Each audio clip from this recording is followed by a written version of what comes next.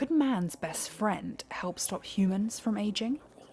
Researchers in the United States are analysing how dogs, like these, age. Okay, let's try there. They're experimenting with a drug that could slow down the canine aging process and potentially be used in the future as an anti-aging drug in humans. Jake and I are going hopefully be part of the dog aging project.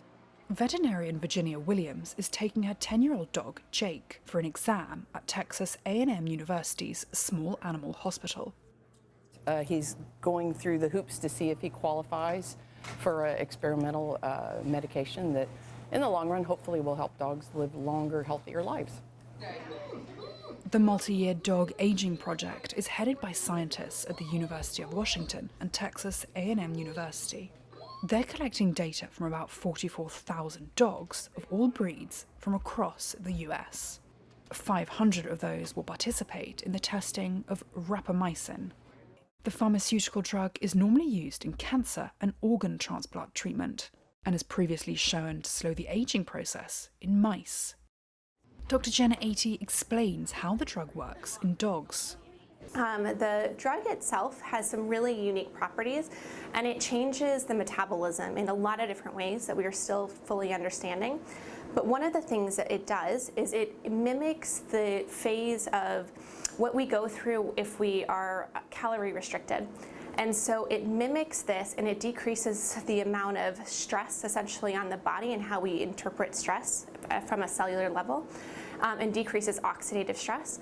And we think that over time, this could influence how we age. Rapamycin's year-long clinical trial is double-blind, placebo-controlled, and focused on larger dogs of at least 7 years old. Researchers then follow them for an additional 2 years. Nancy Harkin's four-legged friend Luke is one of the participants in the dog aging project. Every month they want you to report on his status, whether he's more sleepy, has he vomited, lost hair, which he does because he blows out because he's got the undercoat. He's been fine. I expect him to live to 10, 12, so if he got the medicine, maybe extend his life 3 more years maybe. Dr. Atiee says that if rapamycin shows promise in extending the lives of dogs and passes the necessary regulatory hurdles for approval, it could potentially be used by humans as well. So dogs are a great model. They are equally heterogeneous as people. So people have this very altered phenotype, or we can look at people and see that they look different and they act different and they live in different places. And our dogs have those same attributes that are all variable. And so they also have very similar physiology as people. And so our hope is that from the inception of this project, it was the idea that dogs could be a great model for human aging.